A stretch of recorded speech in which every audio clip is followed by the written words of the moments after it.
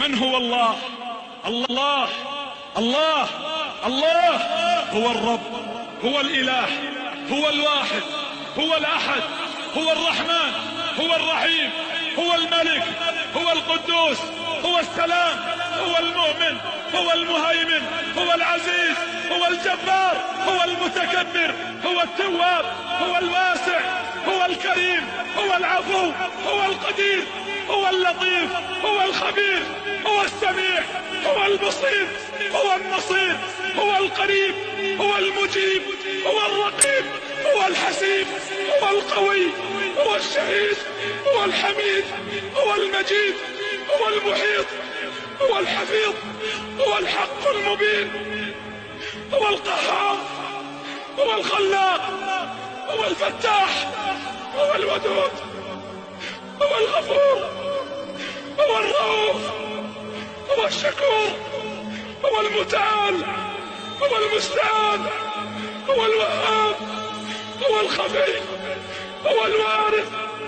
هو الولي، هو القائم، هو القادر، هو الغالب، هو القاهر، هو البر، هو الحافظ، هو المليك، هو المقتدر، هو الوكيل، هو الكفيل، هو الكافي، هو الأكرم، هو الرزاق، هو ذو القوة المتين، هو غافر الذنب، هو قابل التوب، هو الملك جل جلاله.